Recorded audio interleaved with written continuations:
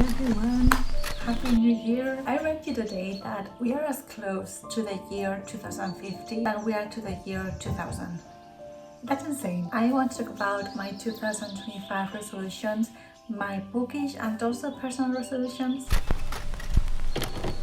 Starting off with the bookish ones, the first one is that I want to read 30 books. I usually read between 50 and 70 books, but I feel like every year I read less books because I have less time to read books. So I'm going to set it on a lower goal, and if I read it, that's nice. If I don't, it's fine. The next one is to tackle my physical TBR. I went through my physical TBR and I have every single book that I physically own that I haven't read on my Goodreads, and also the ones that I own that I want to reread. I'm going to do my best to tackle my physical TBR. I've started doing it at the end of 2024, and I'm very happy that I have, because now I've really set my mindset on reading those books. I'm usually pretty good at buying a book and then reading it the same year because that's when you bought it. I have some books that I bought like 6 years ago that I still haven't read. If I don't like it, I'm just going to DNF it and hold it because I don't have a lot of space on my bookshelves.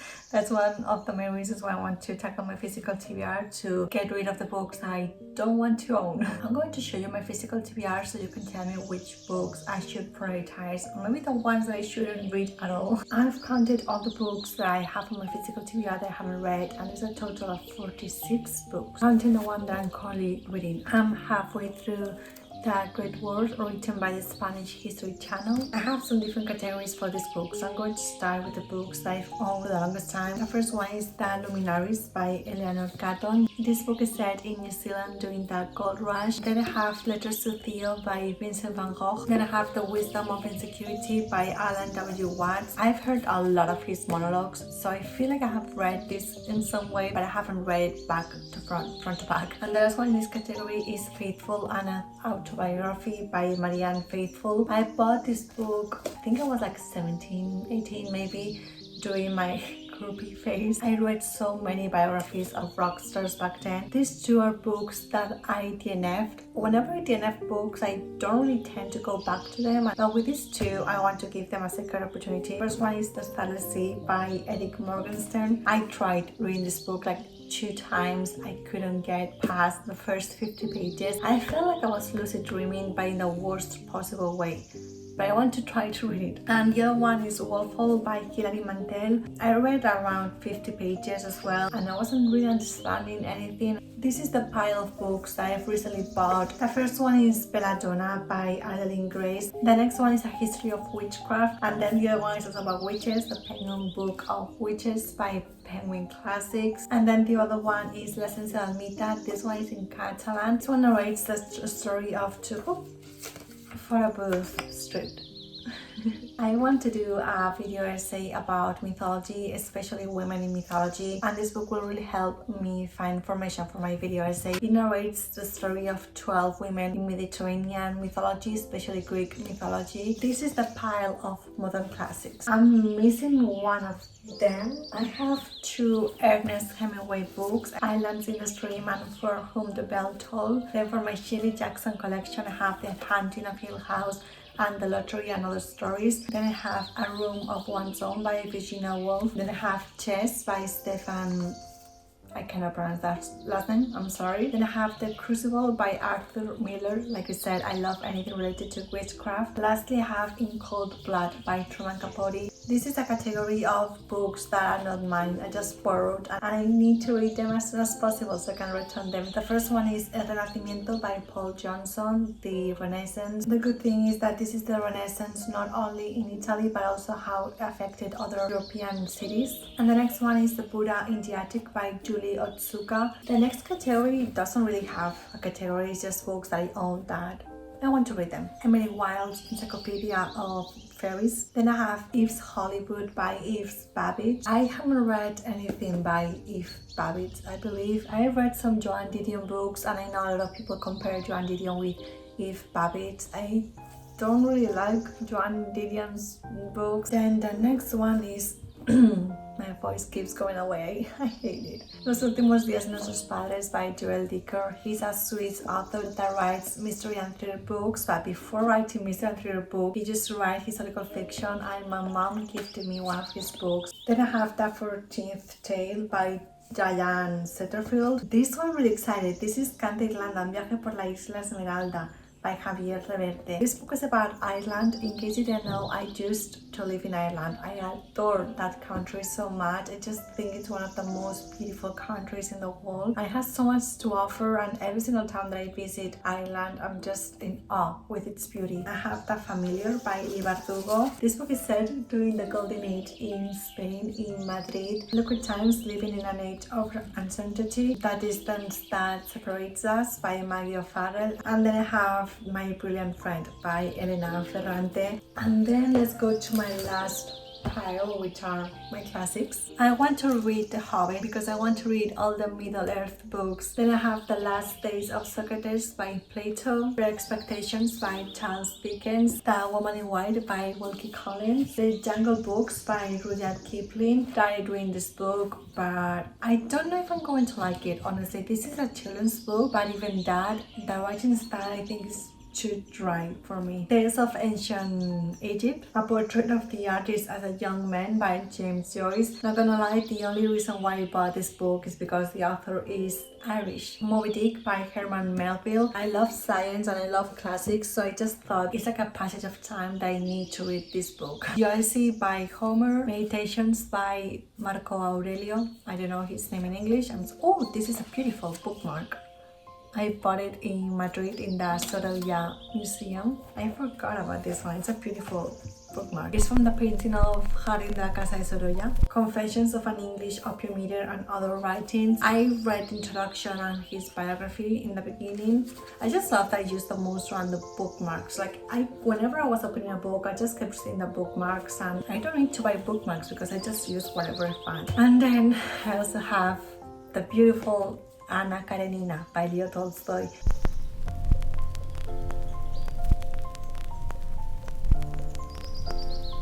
The next one I'm actually extremely happy about because I've been meaning to do this forever, but this year I'm finally going to do it. Is I'm going to read every single Jane Austen novel, at least the ones that are fully finished. Hi, editing today here. I forgot to mention that I'm going to be doing reading vlogs for every single one of the books. So far, I own these 4 books. I've been collecting this edition. My lovely friend Rita gifted me these 2 books, Pride and Prejudice and Persuasion, and then my brother and his girlfriend gifted me Emma and Northanger Abbey this Christmas. So I only need to buy Sense and Sensibility and Mansfield Park. This is how I divided the books throughout this year. I'm going to read 1 book every 2 months, and also I'm going to watch the movie. So in the reading vlog, you will get my reactions to the books and also my reactions to the movies. If you want to read along with me and then comment on the video that I post, your thoughts and your opinion and just your experience reading these books, feel free to do that. I love commenting books with people. And then for the other one, it's not so much a goal, but something that I want to continue doing, and it's to continue reading new releases. I have a list of the books that I want to read in 2025. I have an amazing list of different books that are coming out in 2025 that I'm really excited to read. For fantasy, I have Onyx Storm by Rebecca Yarros. This is supposed to come out in January. Hopefully, I'm really keen to read this book, so hopefully it will come out. This is the 3rd book in the Empyrean series. I never hear anyone call this series Empyrean. They always call it like the 4th Wing series. I adored 4th Wing. I really liked Iron Flame. I think it was a good transition book to the rest of the series. The end of Iron Flame left in a huge cliffhanger. Then for fantasy, I also have Sunrise on the Reaping by Suzanne Collins. Okay, so I read The Hunger Games when I was a teenager, and then I read The Ballad of Songbirds and Snakes. When The Ballad of Songbirds and Snakes was announced, I didn't really want to read it because I thought, why would I want to read something about snow? But then I saw the trailer of the movie and I thought, okay, I need to read the book before I watch the movie because the movie sounded amazing. I read the book in 1 day. I absolutely adored it. I watched the movie. I absolutely adored it as well. And then I fell into this rabbit hole of the Hunger Games, and there's a YouTube channel where they do the backstory of the characters and also the districts and the history of the Hunger Games. And there was a video about the history of Haymitch, and I thought to myself, it would be amazing if we could got a book about Haymitch, and now 2 years after we have a book about Haymitch. I already know his backstory because I've seen that video, but I'm sure Suzanne Collins is going to add and change some things. The Bite of Songbirds and Snakes narrates the first time a person from District 12 Wings, then the Sirens on the Reaping is going to Haymitch, which he's the second one, and in the Hunger Games you have the third one. I also want a backstory with Finnick. Please, I will love it, even though his ending is extremely sad. So maybe not. Catabasis by R.F. Kuang. Dante's Inferno meets Susan Clark's Berenice in all-new Dark Academia fantasy from R.F. Kuang. Dark Academia fantasy, that's for me. I've only read Babel by R.F. Kuang. I haven't read Yellowface or The Poppy War. It was a very slow book, but I think it's the best book, at least contemporary book, that has captured the Dark Academia essence. For example, with A Secret History, yes, the book is the blueprint of Dark Academia, but we don't really see the academic part of the book. We don't see the Greek lessons, we barely see the teacher they have. With Evil or Villains, we do get a lot of the Shakespearean plays, which I adore, and with Babel, we got so much of the academic part. I really liked, because as someone that loves academia and hasn't been in school for almost 5 years now, I think. That's insane. No, 4 years and a half. I think. I don't think this book is going to focus much on the academic part because it focuses on 2 graduate students, unless we have backflashes. It's coming out at the end of August. With Babel also came out around that time. I love the end of August because it's like the beginning of September, which is like the beginning of spooky season in some way. I just love the end of summer. It's such a magical time. Then I have Bury Our Bones in the Midnight Soil by Victoria A. Schwab. This book comes out the day before my birthday, which I don't know why I had to mention that. I've only read one book by Victoria Schwab. I'm pretty sure I read The Invisible Life of Ali LaRue. I really liked it. It's not one book that I think I'm going to reread probably ever because it's sad. Like, it's not a book that you think it's heartwarming and just cozy. It's not like that at all. Then for mystery and thriller, last year I didn't have much luck with that. It's always been one of my most read genres, at least for the past few years, but now I cannot find a good mystery thriller that I like because I feel like I've seen it all. But alas, here are some new releases for mystery and thriller. River Ugly by Alice Finney. The last good mystery thriller that I read was Rock, Paper, Scissors by Alice Finney. I just like a good plot twist. I like something that's going to keep me on my edge. A book that you cannot stop reading, and once you reach like the climax of the book, you're actually surprised with what's happening. I started reading her new release for 2024. I think it was called Good Girl or something like that, and I didn't really get into it. And I'm the queen of the elephant books now. If I don't like a book, I'm just not going to force myself to read it. If it's a classic or a historical fiction or like a book that needs a little more of like patience with it, I will have the patience for it. But with mystery and thrillers, if I read 100 pages and I'm not into it, I just DNF it. Hopefully I will like this one. Then another book that comes out the day before my birthday is With Vengeance by Riley Sager. He always publishes his books on June for some reason. I stopped reading Riley Sager's books because I've never adored them. It's always like a 2-3 stars. The experience of reading his books is nice, but the end is always so underwhelming. I want to read this book because it reminded me of Agatha Christie, Murder on the Orient Express. I really liked that novel and also the movie they made. It's set in the early 1940s, which I already like. In 1942, 6 people destroyed Anna Mathieson's family.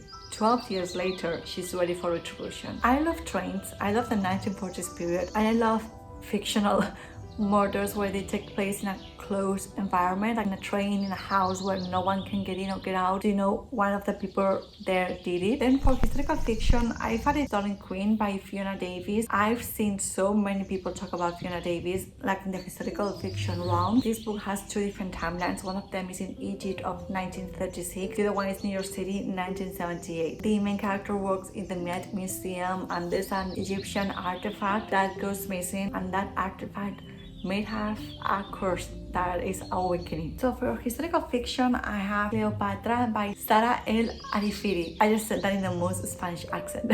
I've never read anything by this author, but I really like Cleopatra. I think she's such an interesting historical figure. It's a historical fiction, fantasy, historical retelling. Then for romance, on May we have the last book in the Windy City series, which is absolutely heartbreaking. It's Or Want It Back by Liz Stromford. We're finally getting Rio's book. I don't think I'm actually excited to read Rio's point of view in any romance because he has been so desperate in the last 4 books. I don't know how this book is going to be special for Rio, but I'm excited to read it regardless because I adored the second book. But all the books are really good. These are the books that got me into sports romance, which I think is one of my favorite romance like subgenres. Then for horror, I only have 1 book. I'm not really versed into the horror genre. I like it. It's just that I hate body horror. I hate like gore. I just like scary things. If you have any recommendations for horror books that are like dark and atmospheric and scary, like you feel like scared at night, I like that. I just don't like horror, like gory body horror things. I don't know if I'm going to like this one. Las Indignas by Agustina Paz de Rica. In English, the title is The Unworthy. Here's the thing. She also wrote 10 Days of Flesh, which is a body horror because it's a cannibal. I'm pretty sure like she's a person that eats meat, like human meat. So I don't know if this book is also going to have like gory thing. The main theme of this book is a theme that I love reading about, and it's cults, especially religious cults, because as someone that grew up very religious, that's just a theme that I can really relate to. This book is narrated through annotations on a diary, which are always so fun to read about. For example, with Dracula, it's also diary entries. This book came out in 2023 in Spanish, but it's recently coming out in English. I'm going to read it in Spanish, obviously, but I just didn't know the existence of this book. So hopefully I like it. I'll keep you posted. Then for non-fiction, I have Everything is Tuberculosis, The History and Persistence of Our Deadliest Infection by John Green. It's really fun that I used to read John Green when I was a teenager, and I still do read John Green in my 20s, obviously in different genres, but still. When I read the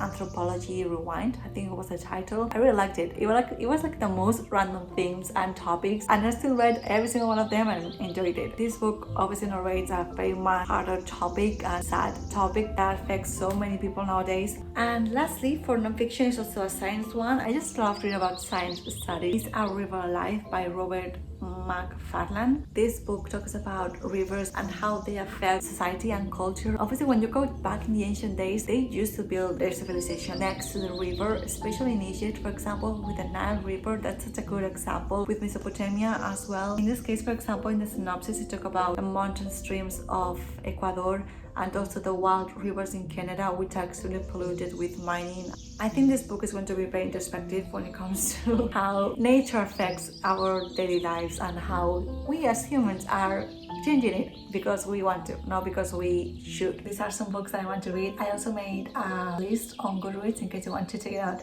It's there. So those are some of my bookish goals.